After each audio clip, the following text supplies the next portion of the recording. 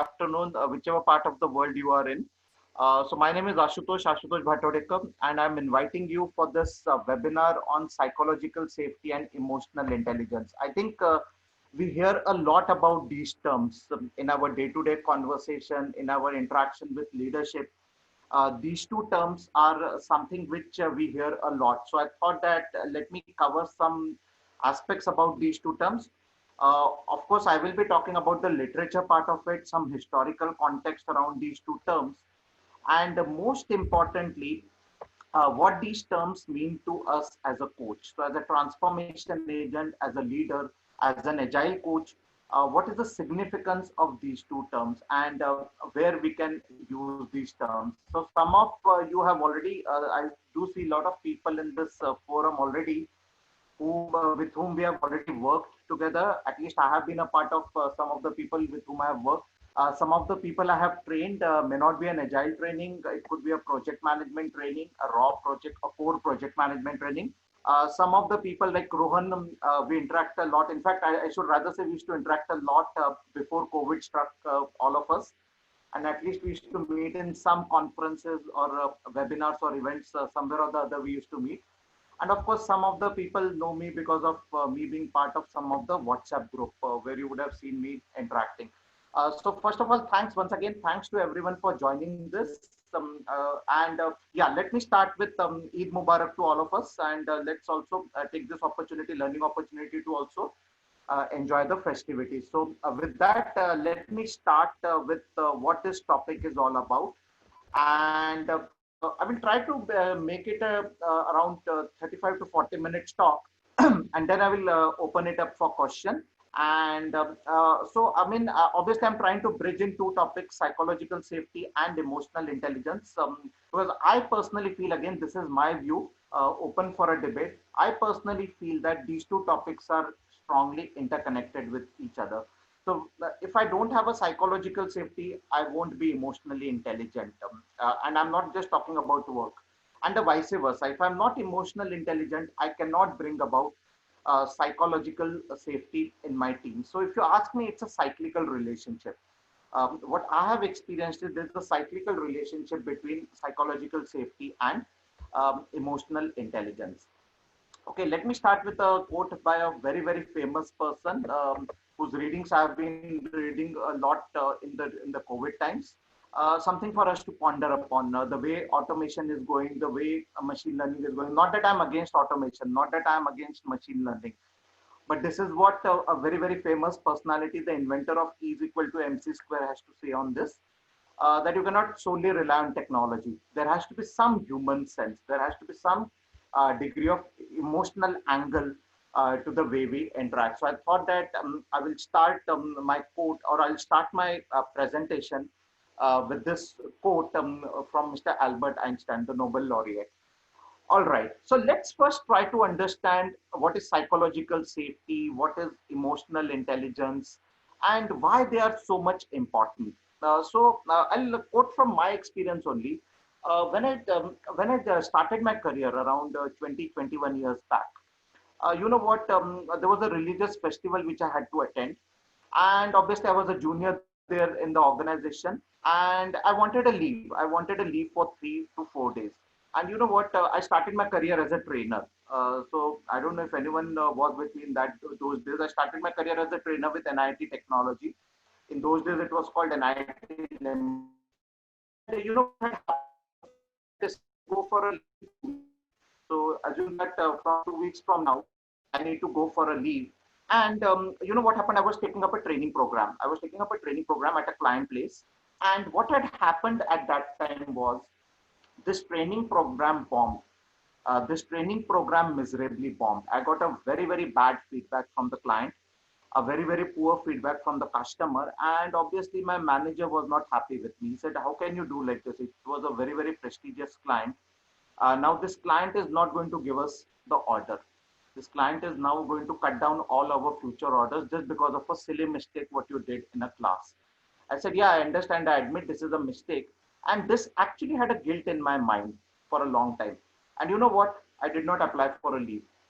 I did not apply for a leave. I'm giving my own personal story because I was psychologically unsafe.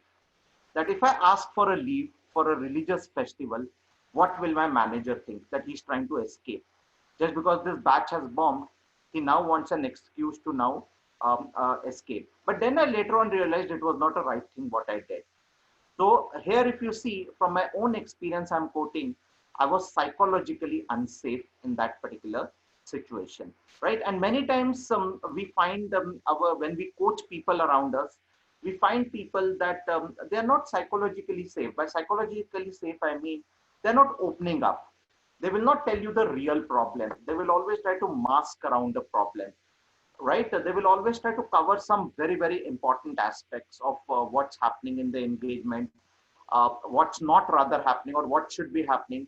And they have that culture of a fear, partly because it is being built up in the organization year after year, or partly because of the fact that the kind of environment where we are grown up, right? And I'm more talking from an Indian way of growing up, right? We have been taught to respect elders, right? We have been always taught to greet our elders, right? So whenever an elder visits our house, we bow down, right? And we give a respect. So how can this person be wrong?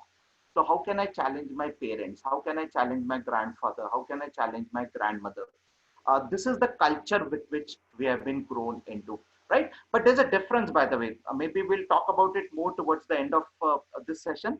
There's a difference between respect and there's a difference between agreeing to everything what is being told to us. There's a huge amount of difference between the two. I can still disagree and have respect with my elders, right? Which obviously I realized over a later part of my career, if I were to put it. So we have a literature definition of a psychological safety here. So much of the work on psychological safety has been done by Amy Edmondson, who actually coined this phrase. She's a psychologist who coined this frame. So can I talk without any fear? Can I talk without any negative emotions around what I'm speaking? In my home, in my office, it just doesn't apply to office, okay? It applies everywhere. Psychological safety is a term which applies everywhere. And or am I fearful that, as they say in Hindi, right? Log kya kahenge, right? If I say something like this, what will people say, right? Or am I so much psychologically secured and I'm so much psychologically safe that irrespective of the fact that what people might think, I am going to say this because I feel that everyone should know these things, right? I don't want to hide anything. And as we all know, right, the force, right, focus, openness, respect, courage, commitment, the five Scrum values. So am I transparent in my dealings or am hiding something or is there an opaqueness which has crept up into my statement? So how strong is your team to express themselves? How strong is the team to be psychologically safe when they are interacting with your leadership, when they are interacting, in fact, with the client? Are they really calling a spade, or they are sugarcoating it? That's what psychological safety is all about. As I said, it's a very, although it's a concept which is very, very recent, you find it from your career also. I'm sure each one here is having an experience of minimum 8 to 10 years of experience. In fact, there are many people who I see who have got more experience here, some even greater than me. I'm sure you would have seen or experienced this. See, it's more than the literature. See, literature is something which is available on Google, which is available as a part of our standard knowledge. But more than the literature, I'm sure all of us have experienced it. Though I wishfully hope that none of you has actually experienced it the way I did, the example which I quoted, that here I was an intern in an organization and I was psychologically unsafe to even ask for a holiday. That what will people think? But I'm sure you would have seen people around you.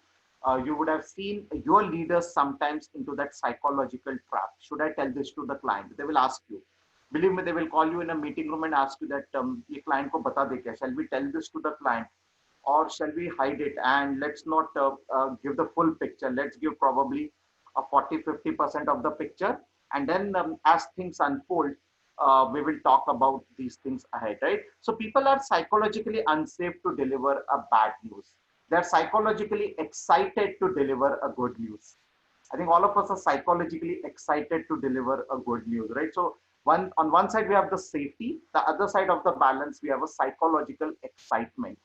We are so excited about something good which has happened in the project that we actually flash it around. Like as they say, right? There is no unhappy person on the social media today on the world. Identify one unhappy person on the social media, and yeah, I mean it's like that, right? There's so much of psychological excitement we have, that we want to tell everyone, right, from your neighbor, right, from the person who sits next in your cubicle, to your account teams, to probably your CEO or to your bosses, that you know what, I've got a client appreciation mail. So I think that both the sides, psychological unsafe and psychological excitement, both I would say are the very extremes. What comes in the middle is the psychological safety. How safe am I feeling to express myself? One of the tools which we developed in our teams was an expression board. I'll talk about it a little more later. So this expression board was a board where we kept in at the centerpiece of our offshore development center, where we said that anyone who wants to write anything can come there and write, right? And obviously there were some rules around it, but that shows or that demonstrates the kind of safety culture we are trying to bring it into the organization. There are ways by which we can measure psychological safety. There are ways by which we can identify whether the psychological safety of the team is strong or it is a weak psychological safety where we are currently residing. All right. Now, another literature, another piece of good literature is by this author, Dr. Tim Clark. He has talked about the 4 stages of psychological safety. And if you try to analyze these 4 stages, or if you try to look further into these 4 stages, you will have a close resemblance with the classic Maslow's pyramid or the Maslow's hierarchy of need. So first time when I go into an organization, or first time when I go into a company, right? The first thing which I'm looking for is what? Any idea? Inclusion safety. Am I being considered as a part of this team? It's a basic human need. This is a basic human need, which, and there are a lot of nuances to this inclusion safety. Forget on-site, offshore. Even within India, we find this as a problem. Believe me, I have found this as a problem. I have worked as a part of my career in Chennai. I have worked in Hyderabad. I have worked in the Delhi NCR, all the 3 cities of Delhi NCR. NIT Limited obviously was in Port Delhi, Gurugram, Noida. Then I have worked in Kolkata. I have worked in Mumbai, and of course, I have worked in my hometown Pune. This is a problem which I have found everywhere. Inclusion safety. We have all our biases with us, right? This X person is from this Y region, so obviously he or she will not gel with us. Or you know what? When I go as a coach into another location, uh, people generally are finding me reserved. Should we call him to the meeting room, or should we call him for this celebration? Right? We have all those biases. We have those all those cognitive biases which are there. So the first important safety, the key to a successful psychological safety is an inclusion safety. Am I being considered as a part of the team? Right? We all have those jokes. Each region has got its joke, right? I can safely talk about the Puneri jokes which we make, right? I'm from Pune, so I can safely talk about it. So we always say that Pune people, they don't work between 1 and 4 p.m. That's a bias what we have crept in over a period of time, right? I mean, somehow this notion has got into the people's mind that Pune, everything is closed from 1 p.m. to 4 p.m. in the afternoon. And for that, you see a lot of jokes floating around on social media. And that biasness creeps in when I tell my team, you know what, I'm from Pune. Oh, you're from Pune. Do you really work from 1 to 4 p.m.? Right? That by the way, I've been asked this question. Okay, whatever I'm telling you, it's from my practical experience. Oh, do you work from 1 to 4 p.m. or will you work from 9 to 1 and 4 to 8? It's not, they're not saying that upfront that you won't work 8 hours, but they will say that do you really work 1 to 4 p.m. or should I keep the meeting after 4 p.m.? I've heard these narratives, right? Because I'm from Pune, and the joke goes in Pune that everything is closed from 1 p.m. to 4 p.m. By the way, this example is pre-COVID, okay? Pre-COVID, this example is where they say that everything is closed in Pune from 1 p.m. to 4 p.m. Right? Similarly, you have all these nuances. You have all these nuances which we hear, right? All these narratives, what we hear, right? Biases. We have crept in all these biases. So, am I able to overcome the inclusion safety in my team, right? Or I want to continue in my own shell. Many times we have this problem. Many times we have this problem. Would have seen. Forget, as I said, forget if you're working in Germany or France where they don't really speak in English. In our own country, we have this as a problem: inclusion safety, right? And we consider ourselves a union, unity in diversity, right? But we have this as a major problem, that am I getting rejected? Am I getting embarrassed? My first few days, first of all, I'm new to this city, I'm new to this town, and I don't even know, I cannot even converse in the local language, whichever part of the country you go, I cannot converse in that local language. And then I'm having that inclusion safety as a problem. The second one, which is, of course, once you have an inclusion safety, the second thing what you should be looking for is a learner safety. Am I just being used as a resource in the project, or I am considered as a value addition? And obviously, if I'm being considered as a value adder, I need to also upgrade myself. Many times we see that team members asking for a leave for a training, or they ask us to grant leave for attending a new technology training or a new leadership training. Many times you find that we as managers reject this, saying that no, project work is more important. That training as it is not going to add any value. Why invest your time and energy into this? Or it's a cost for us. It's a cost for our project. So it's not really going to add any value. I'm sure many of us have experienced this when either we were asking for this, or sometimes we might have consciously or unconsciously done this. Learner safety also can be a major issue which can happen or which we can encounter, because obviously if we don't invest in learning, our team is not going to come out with an innovative product. At the end of the day, our team members are going to struggle with innovation. We are just going to come out with the run of the mill features which obviously your competitor can also develop. The third one is, any guesses what could be the third one? So please don't Google it, please, because if you Google Timothy Clark and you will get this answer. What could be the third one? So one is inclusion safety. The second is learner safety. What could be the third one? Any guesses? Any wild guesses? What could be the third one?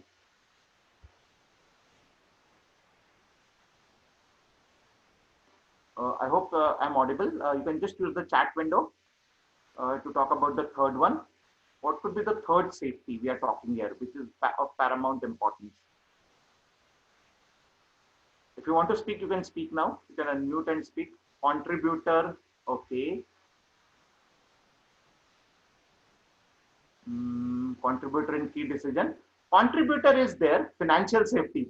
That is already in the lower level of Maslow's hierarchy of needs, right? The food, clothing, shelter. That is already there in the lower level of Maslow's hierarchy of needs. Contributor safety is there, yes. Contributor safety is there, what we have. But contributor safety, yes, it's the one which is there. So what is contributor safety? Am I being allowed to contribute?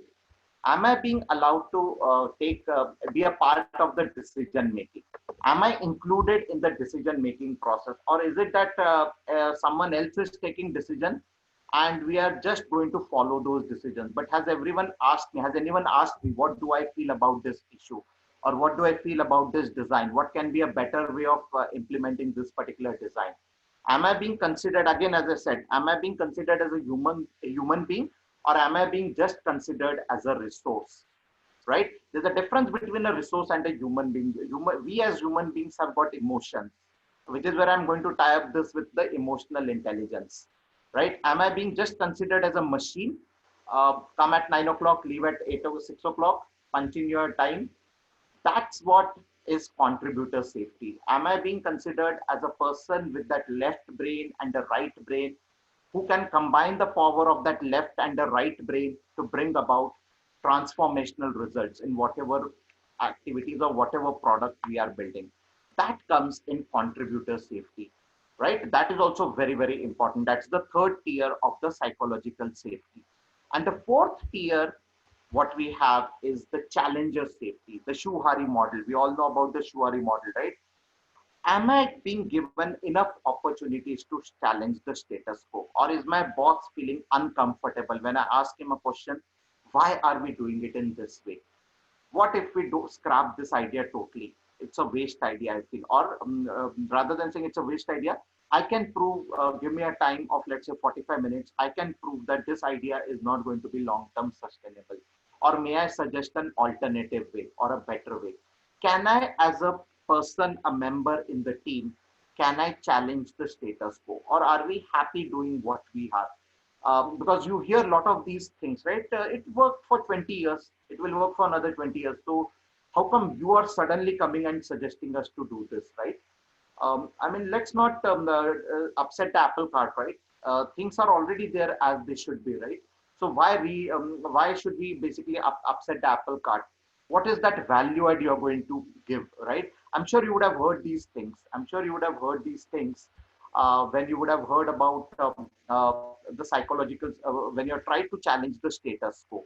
So if you ask me, or if you read this book by Timothy R. Clark, he has clearly given the levels of maturity of an organization or of a project team. At which level is this organization? And obviously, fourth level is the highest level of psychological safety. When what implies, as I said, it maps to the Maslow's hierarchy of need. What implies here is that if your organization is at the fourth level, or if your project is at the fourth level, where there is no fear or retribution of being challenged as a leader, that I think we are going in a wrong direction, or I think that we could do this in a better way. That's what we call as the highest level of psychological safety. What we have. If you look at this book, Tim has actually given some questionnaires. He has actually provided some questionnaires on how you can frame this psychological safety assessment, and based on that you get a result. That result obviously is going to indicate which is a deficient area or an area for improvement for your team. Is it inclusion safety? Is it learner safety? Is it contributor safety? Or is it challenger safety? And based on that, what is recommended, like what we do in retrospective, right? There's an action plan which needs to come out. So what I have personally used this tool, found it very, very beneficial. What we do is we run teams through a series of questionnaires. We run them through a series of questions, and then we come out with a result. This result is something which is shared only with the team. This is not something for a public consumption, because I'm sure pretty much that the next question will come, that can we rank the teams? No, this is not supposed to rank the teams. This is an entirely confidential report which is shared with the team, and we encourage the teams. We means we as coaches encourage the team to come out with action items to improve their deficient area. It could be inclusion safety, it could be learner safety, it could be a contributor safety, or it could be somewhere between the two.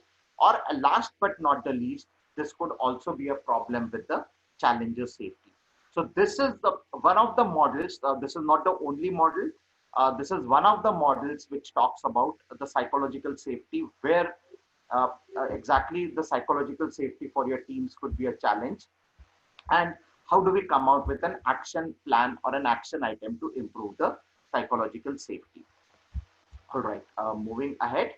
Uh, Now, there was another interesting experiment done by to product with which we cannot, without which we cannot live nowadays, which is Google.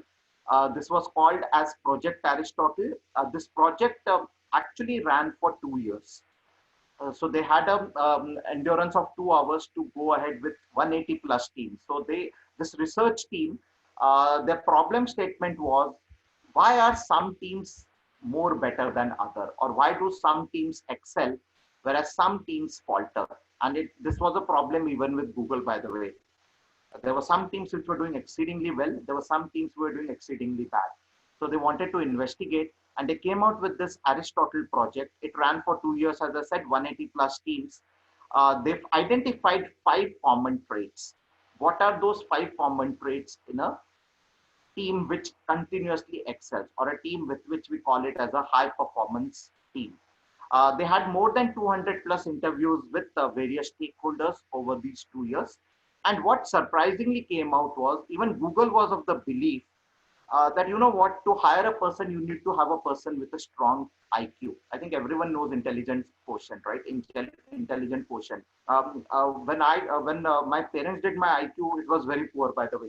And then, you know what, they were a little panicky. They said, oh my God, this child has got a very low IQ, and I don't know what this person is going to do in life. And I think we all talked about IQ, right? Over the years, we talked about IQ. Just to let you know, maybe a kind of a trivia for you. Any guesses what was Einstein's IQ? Any guesses? Anyone knows this? What was Einstein's IQ? Quick guesses? 200 plus? No. Einstein was actually an autistic student, autistic person. He actually suffered from autism. Just to give you a heads up. suffered from autism, and his teachers were obviously not happy with his performance. Okay, so he actually was he was a patient of autism, right? So, anyways, I don't have the data of Einstein's IQ, but just want to give this a tidbit or a trivia for all of you. All right, coming back to this project, what they figured out was it's not the IQ which matters, it's the emotional quotient which matters. And we'll talk about emotional quotient shortly. In just a few minutes, I'll go to that slide. Emotional quotient is what is more important than just an IQ. You can get IQ or you can improve the IQ of a person, but what you really need is a strong emotional quotient. If you look at major world leaders today, the countries which have been successful, their leaders have got a strong emotional quotient. I'll give an example of a New Zealand Prime Minister. This lady has got a strong emotional quotient, by the way. Just see the kind of problems she has been facing for last few years. Okay, first of all, she had a pregnancy. She delivered a baby when she was in office, which of course is a good news. It's not a problem, I would say. I'm not talking about this as a problem. The second thing was there was a terror attack in, I think, in Christchurch just a couple of years back. Then the economy was not doing good. And then on top of it, there was a COVID, right? So this lady has overcome all these things and has made New Zealand the first official country to be COVID free. So she has managed with a strong emotional quotient, she has managed to turn around all these problems into an opportunity. So that's what they call these emotional quotient. How strong is your emotional quotient? Are we thinking emotionally, right? And what they found out about this project Aristotle, when they did this research for 180 plus teams, the teams which are successful, they have a very strong culture of psychological safety. So if you look at this previous picture which I showed, they had all the four attributes of an inclusion safety, a learner safety, a contributor safety, and a challenger safety. Obviously, there were other parameters like there was a clear-cut definition of roles and responsibilities.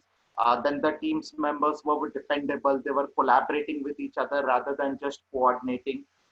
Then they had a meaning. They had a role model. They had a meaning to it, right? So that was another thing which was there. Then they had an impact. They felt that whatever work they are doing, it creates a positive impact. So these were some of the learnings which came out from this Google project, which was on the called as Project Aristotle. It was aptly named as Project Aristotle.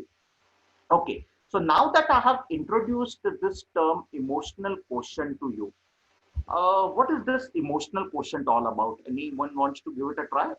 You can unmute yourself and speak. Anyone wants to try? What is this emotional quotient or all about? I mean, we all know IQ, which is a test of mind. I know the capital of United States of America, and if I know the capital of Sweden, if I know the capital of New Zealand, then if I know who's the Prime Minister of India, who's the Prime Minister of Japan, I have a strong IQ. But what is this emotional quotient? Any guesses? Anyone would like to, tell us what is this emotional quotient all about? You can unmute yourself now. Hello? Anyone? Anyone would like to say here? Yes, I would like to add something. Yeah, who's this? Yeah, myself is Manoj Kanwar. Yeah, hi. Yeah, please go ahead. Yeah. I think it's more about empathy, it's more about self-awareness, it's all about how kind you are, how helping you are. Yeah, that's kind of trait I can think of a person who has a strong emotional quotient in compared to the person who compared to the IQ, I think. Okay, so someone who's kind, someone who has got a lot of human sense, right? Okay, someone who's empathetic, as you said. Yes, I mean, yes, you're on the right track. That's exactly what is emotional quotient all about. So it's about ability to understand my emotions and also the emotions of others, right? I'll give a very, very straightforward example. And again, something which in my earlier days, I might not have been that emotionally strong. I mean, from a quotient wise, okay, I was always emotionally strong. Let me put that in a different perspective. Probably I might have been lacking myself this emotional quotient. So I was working as a team member. I was doing Oracle coding. I was a coder, and obviously there was a few people who were in my cubicle. There was a person who was next to me, and a very intelligent person, very knowledgeable person, very helpful person.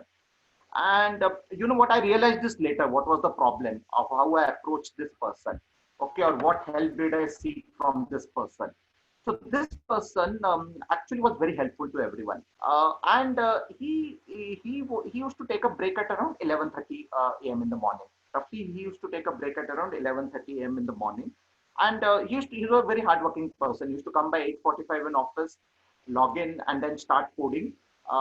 Then we used to have a chit chat. When I used to come, I used to talk about it, and we used to converse. It was not that he was not talking, I was not talking. We used to converse, and then 11:30, I usually found him, which I realized it later. Okay, now this is something which I've been observing daily. Okay, we were working almost for three to 4 months together. I probably overlooked this point, which I later on realized. Okay, 11:30. What used to happen is he used to go out with some of his other friends, which were in other business units. So these were the people who were in other business unit. They used to go out for tea and coffee and snacks, and then they used to come back by 11:40, 11:45. One day I was badly stuck in a problem. One day I was badly stuck in a problem, and I was so getting agitated that somehow this is not getting solved. And then I realized that this neighbor of mine can actually solve this problem. It was 11:25. Okay, so I called him. I said, okay, Anuj, his name was Anuj. I hope he's not there in this class. Anuj, can you please help me with this problem? And you know what? He helped me. And this problem took around 12:15 to solve. And later on, I realized, oh God, I should not have done this. I should have asked him for this solution when he came back from his break. That showed a lack of my emotional quotient. That actually showed a lack of my emotional quotient, if you ask me, because this is the ability to apprehend the emotions of others. That self-awareness was missing, what you see in that grid. So emotional intelligence consists of four things: self-awareness, self-management, social awareness, and social skills or relationship management. So that relationship management was something which was missing because the self-awareness itself was missing. So what is emotional intelligence all about?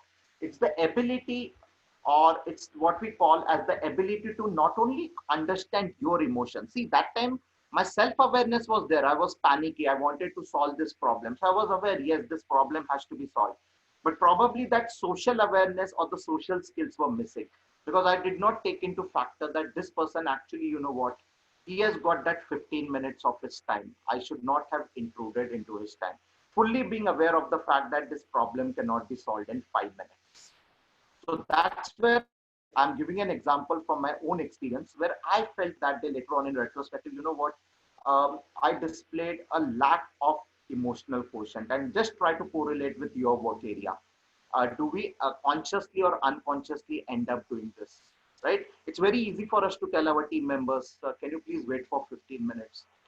But have we really asked? It could be a special day for that team member. It could be his birthday. It could be his father's 60th birthday or her mother's 70th birthday. We never know, right? I mean, very casually we ask, right? And that's where even the team member has to be psychologically safe enough to say that, you know what, sir, I can't wait today, or Ashutosh, I can't wait today, because you know what, today is a very special day for me. You don't have to tell this to the manager.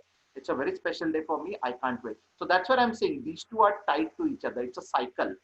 We generally talk about these two things separately, but emotional intelligence and psychological safety, they are tied with each other. So there are this classic model which Dale Goleman has actually prepared, which is called as the emotional quotient or emotional intelligence quadrant. If you look at this, it talks about four dimensions. On the extreme left is the self dimension. Are you self-aware?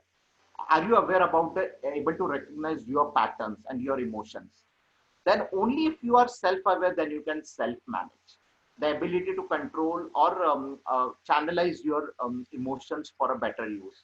If you ask me, that day when I called Anuj, probably the self-management was also missing, because I should have controlled those emotions to call him, fully aware that now it is a break time for him. Let him go from the break, as it is not have mattered, right? 15 minutes here and there, because I know that this person comes back within 15 minutes. So I should have actually waited for that 15 minutes. Then social awareness and social skills. Also, when you're displaying empathy, there are three types of empathy: cognitive empathy, emotional empathy, and empathetic concern. What is cognitive empathy? Cognitive empathy is that I'm working in an office. Unfortunately, my colleague has got a layoff. I can understand his perspective, but I cannot feel it because I have not got a layoff. My job is still secure. That is cognitive empathy. Emotional empathy. He also got a layoff. Even I got a layoff. Both of us can feel that pain. That is emotional empathy. And empathetic concern is on top of this.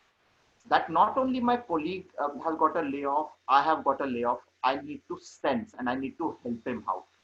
In spite of this, I need to help him out. So empathetic concern is what a coach does, what a doctor does. A doctor has to clearly understand what is the pain point and then give a treatment. It's like that.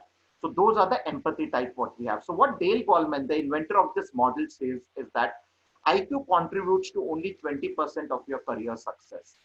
Okay, this might be a revelation to many of you, but IQ contributes to only 20% of your success factors. The real success factors comes from emotional intelligence, how emotionally strong you are to sustain that. And this is more so in the current world of COVID, where the COVID impact is going to be huge, right? And we have seen many of the cases where people who had a very strong IQ, but a very poor, probably a very poor EQ, it has led to a disaster. Without naming anyone here, I'm just talking about, we have heard about news, right, in the last 15 days. But one name which comes to my mind is Sonu Sood, actually. This person has displayed a very strong emotional quotient. The way he's helping people, the laborers, migrant laborers to move across the country. I think that talks about a strong emotional quotient. That is what we call as a strong emotional quotient, or a display of a strong emotional quotient what we have. So what is self-awareness? Are we aware about our emotions? Because only if we are aware about our emotions can we do a self-assessment. So I'm not going into the details of this, but what is self-awareness all about? Am I looking, am I introspecting? Am I talking with myself? Am I correlating that why I reacted like this today? Or why is there a better way of reacting? Am I aligning with my guiding values? Am I speaking openly about emotions with someone whom I can trust? Because believe me, that self-confidence, as you can see there, that bottom box there, self-confidence, you will get a confidence to work only if you have emotional self-awareness, and when you do an internal self-assessment, when you figure out what is your realistic capabilities, what are your strengths, what are your weaknesses, are we taking feedback, are we gathering constructive feedback, are we learning? Only then I can create that self-confidence in myself that come what may be. Tomorrow, even if my job goes off, I'm ready to face the world. I'm ready to capitalize on my strength. I'm an ace in the pack, come what happens to me. So that's what comes in as a part of my building self-awareness. First of all, you have to introspect, look inwards. You have to first look inwards, identify your weaknesses, identify your strengths, and build that pack of self-confidence. Self-confidence is what will be shown to the outside world when you start interacting. But to build that, you have self-awareness and self-assessment as the two homework which you have to do. This is about self-awareness. Then self-management. How can I remain calm, right? Which I did not display in that incident with Anuj, as I said. I did not remain calm. I was not at all composed. I was too much aggressive. Let's do it right away, right? I was not able to control my emotions. Adaptability. Do I live by value? Am I openly admitting my mistake? So I did tell him sorry, by the way. After 15 days, when I realized, I did tell him sorry. You know what? I think that day I should have waited for 15 minutes. Readjust and realign. Can I juggle? And then that brings about my opportunity. So this self-confidence and takes initiative. When you combine on this part, when you combine on this part, on the self part, then you start taking initiative. Then you start identifying or sniffing opportunity. Then you start having a positive outlook. You think that the glass is not really empty. There's a lot of opportunity. When I say glass half full, it's an opportunity what we have. And then we start looking at a positive outlook. So these are the things which we have to first do inwards. If you look at these two things, self-awareness and self-management, how do we manage ourselves? If you look at it there, it is clearly written there. How do we manage ourselves first? Because you have to first manage yourself first before you can go ahead and manage the outside world, right? Or the outside stakeholders. So how do we manage ourselves? So that comes in self-awareness and self-management, and then comes social awareness. How am I treating my team members? Am I respecting diversity? So as I said in the beginning, right, something linked with the psychological safety, inclusion safety. Am I respecting diversity in my team, right? And believe me, diversity is not just about region nowadays. It's not just about religion. We all know Section 377 is officially scrapped in India. Are we respecting this kind of a diversity also? Are we respecting the diversity of color? Are we respecting the diversity of sexual preferences? All that also comes in as a part of your social awareness. Are we deciphering those emotional signals? And obviously, we have to bind it up with the organization culture. Organization culture plays a very, very big factor here. So as a coach, as a transformation leader, I'll have to bring about, I'll have to understand what is the organization politics, the sociology, the organization culture, guiding values, the North Star vision, and some unspoken rules. I think those unspoken rules are something which you come to hear when you go out for a tea talk, right? The chai pe charcha. Those are the unspoken rules, what you come to know. And when you bind them together, then you are in a better position to serve others. Then you can talk about delighting your internal as well as external customers. You build stronger relationship, and you build about a faster time to market product. So that's about social awareness. That's the third quadrant. And the fourth quadrant is all about building lasting relationship. Okay, that's about building lasting relationship, like building a culture of how can you become a role model? How can you be the change catalyst? How you can coach others, because that's also very important. You just don't have to develop yourself. You have to develop others. You have to do a joint problem solving exercise. You are a partner in that transformation, and you have to build a culture of coordination. Only then, when you build a win-win culture, this partnership will work. The partnership, when I'm saying, you as a transformation leader with your internal customers, with your external customers, and it's more about collaboration than coordination. See, coordination is 1 plus 1 equals 2. Collaboration is 1 plus 1 is not 2, but it's greater than 2. It's 3 or 4. That's what we call in as a emotional health. So these four quadrants, if you ask me, we as a transformation leader will have to walk the talk. We'll have to walk the talk through these four quadrants. We will have to run through this. It's a journey. It's not a destination again. And as I said, it has got a lot of inputs or feeds from the psychological safety checks, what we saw, right?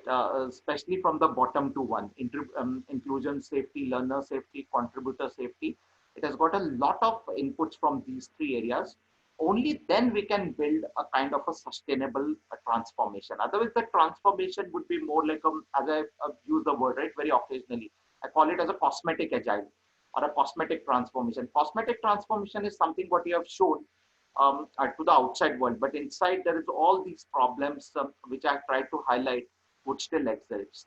So cosmetic agile is something which we have to avoid, and we have to show the real agile, right? Otherwise, it will fall like a pack of cards. This transformation, entire edifice of transformation, if it is on a weak foundation.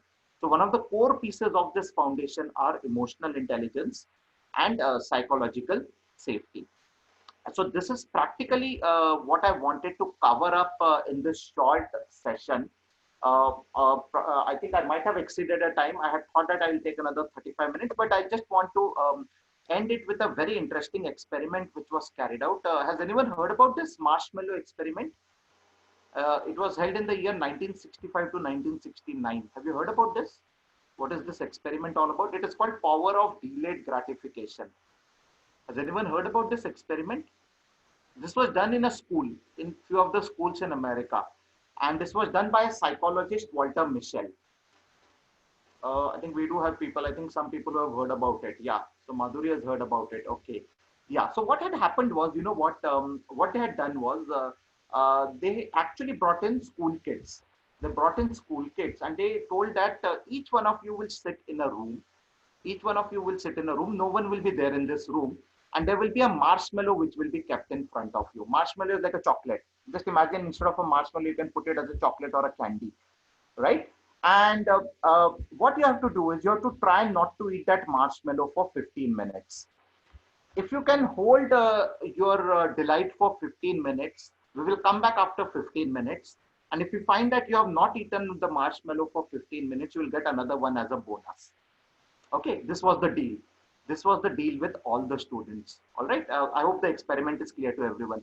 That I put a marshmallow in front of everyone, and I tell them that, you know what, for 15 minutes you are not supposed to touch it or eat it.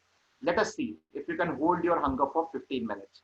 And if we find that you have not actually consumed the marshmallow in 15 minutes, we'll give you another one free, right? So you get another marshmallow free. You know what happened? Some interesting observations came out of this. And obviously, if you eat the marshmallow within 15 minutes, you won't get anything. And you know what? There were some interesting things which came out. There were some interesting things which came out. The longer the kid were able to hold off eating the marshmallow. By the way, this study carried out for 4 years. Okay, they tracked these people, and you know what? There were some interesting statistics. There were 30% students who consumed the marshmallow within 30 seconds. Out of 165 students, 30% of the students ate the marshmallow within 30 seconds.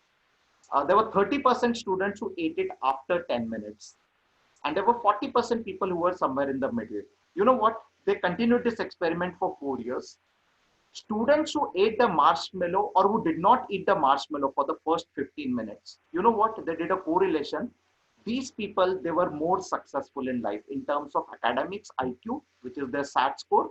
In terms of any behavior issues, they did not have any behavioral problem, and they were stronger emotionally. A very interesting experiment which was carried out. 30% of the kids who ate marshmallow within 15 minutes became obese. They could not control in the later part of their life also, right? And they had serious health problem, and plus they had work related problem. I have not written it there, but they had work related problems also there. And so what was the outcome of this entire exercise? The outcome of this entire exercise was that if you can hold off or if you can be more patient or exercise a better self-control, perhaps the benefits would be better. That was the hypothesis, or that was the result of this hypothesis, what we had, right? So these were some of the interesting findings which came out of this marshmallow experiment, which was done in United States of America from the year 1965 to 69. It was not a one-off experiment, as I said. What they did as an experiment was more to analyze the psychology of this marshmallow. It's a very interesting literature available on the net. Please have a look at it. What it shows is that a stronger psychological safety, a stronger patience leads to a stronger psychological safety, leading to a better emotional connect with your colleagues, leading to a high performance team. So that's the correlation, a straight line correlation, what you can draw from this experiment. Okay, so this is predominantly what I wanted to talk about in this session. And I'll just open up for questions. I know there have been some questions around organization politics. I think if we start talking about organization politics, it will take another 1 hour. But what I meant in that organization politics was that organization politics is something which you should be aware. I'm not saying that you should be doing a bad politics. There's also something called as a good politics, right? I mean, I know we are not used to that word good politics, but there's some good politics also which is there, by the way. Maybe I'll talk for some other day, some other time, or some other conference we can talk about it. Yeah.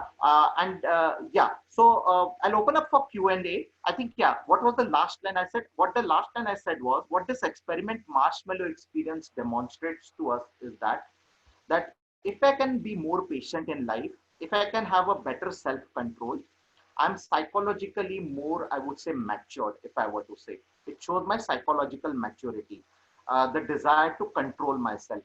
And indirectly, it talks about, or indirectly, it relates to a better emotional quotient. And this finally results in a better working relationship wherever I'm working. So if I'm an emotionally strong person with that psychological safety parameters in me, this will inculcate a spirit of teamness. This will inculcate a spirit of, I would say, teamliness in my team, all right?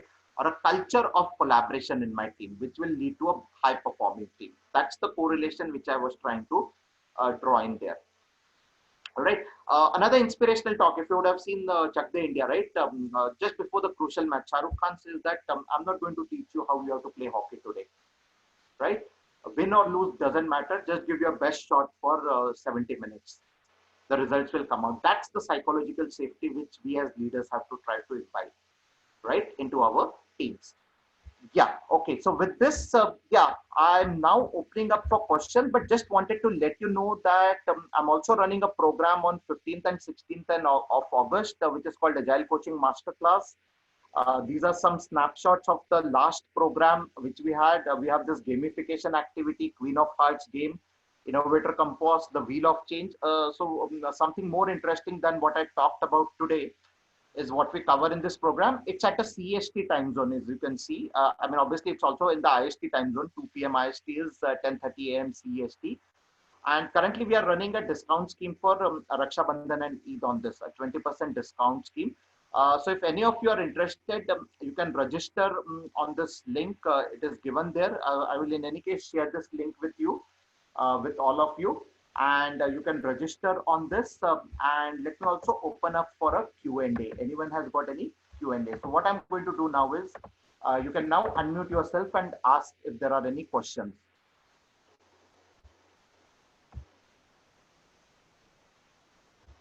Anyone, any questions?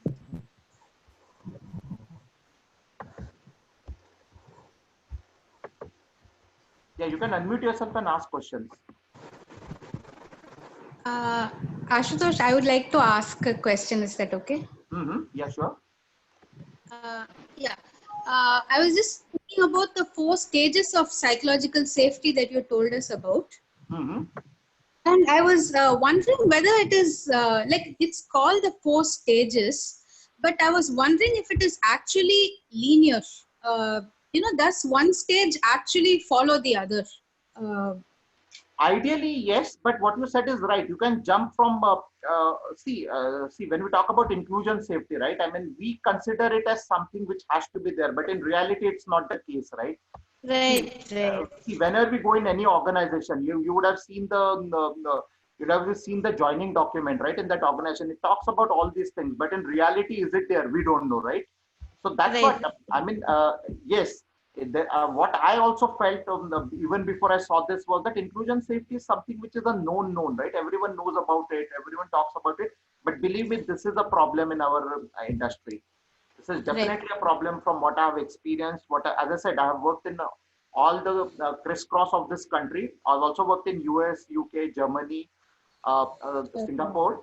But this is a problem which I've also found in those countries. But it is also, I think, let's first correct our house in order, and let's first try to build inclusion safety within our country before we move out. But yeah, to answer to your question, although it is linear in nature, it need not be linear. It can be in a zigzag manner. Absolutely possible. Yes. Yeah, because like from my personal experience at my workplace, I think I'm constantly testing waters and basically pushing limits, challenging the situation, trying to change the status quo and things like that, even when I haven't experienced inclusion safety. True. I agree with you. And this, even as a coach, I faced this as a problem. I'm telling you, even as a coach, when I became a coach, this is a problem even when I faced. And there the inclusion safety was more because that this person might get some insights into how we operate or how we should not be operating, and this person will get some idea around it. So yes, I agree with you, Madhuri. Yeah. Yeah. Thank you so much. Okay, I'm just pinging the link of this Agile Coaching Masterclass here. Those of you are interested, you can connect with me offline also. And we can talk about this more if any of you are still interested. I know few people who are already enrolled are already in this class. I do see few people have already enrolled for this 15th August class. They're already in the class. So thanks all for joining. Those folks. Yeah, any other question? I mean, I'm more than happy to answer question. Rather than doing marketing. Yeah, marketing is a part of this, but yeah, I mean, I'm more than happy to. I hope this session was interesting. Just wanted to take a quick feedback from all of you. And you can be, no, I'm psychologically safe. Don't worry. And you're also psychologically safe. So I just saw. Yeah. I just saw something on organizational politics, and you mentioned that we should be practicing good organizational politics. So can you give one example of a good organizational politics? I mean, handling the career aspirations of your team members, right? That is an example of a good organization politics. Sometimes you have to play politics there. You have to tell the associate. So I didn't cover this in this slide. There's a slide which I have got about leadership styles.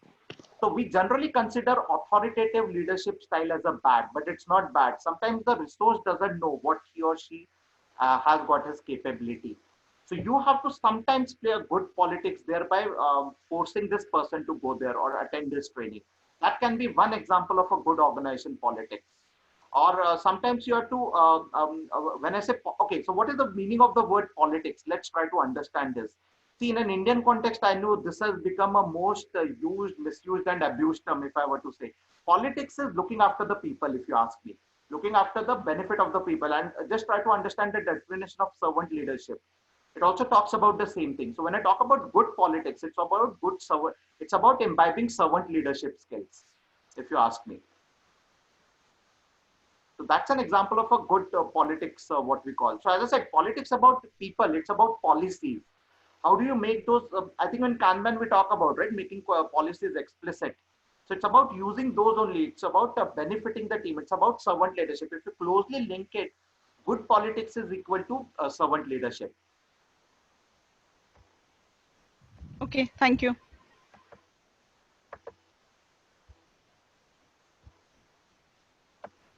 Yes. Hey, very interesting session, Ashutosh. Definitely liked it, and the way you explained the case study. That was definitely interesting. So yeah. Really, thanks for this wonderful session. Yeah. Yeah. So basically, I really enjoyed this session and points which you shared about the politics and that again that politics word. But definitely we should see how our team is behaving and their mindset, because I have worked with the different teams, and when people talks about the senior, they don't have much good examples of it. Like always someone has something because of nepotism word, like someone is doing Yeah. favor I mean, of I other. purposely did not bring So out it's that word. There's a lot of things happening around that word. I mean, I wanted to exactly, give it a yeah. positive So in term, a so I did like not bring that popular word word, it's a nepotism. yeah, that's what, like you were talking around that, but I wanted to bring like that's the nepotism, I guess, in IT industry also. But yeah, that's what like servant leadership like that comes in picture. Like being a scrum master, you should see your team is not getting in that trap or something. That's yeah. And this session is really helpful. But I really enjoyed, and this actually happens. Thank you for this Thanks a lot. So session. what I would request all of you is, I mean, I gave two examples, right, where I was emotionally, where my emotional quotient was low, and the other example I gave was more about the psychological safety. Just try to introspect after today's session. In your career, have you experienced this? You don't have to share it obviously with anyone. This is something for your own well-being and for your own growth.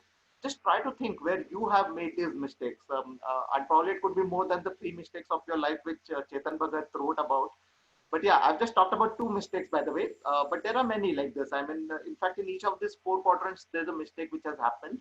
I just talked about two. But as an exercise or as a homework, you can say, as a key outcome, just try to think one from psychological safety, that has it ever happened that you were psychologically unsafe in your career? And then as a leader or as a team member, have you made a mistake in any of these four quadrants? I mean, how would you have reacted now that you know about this?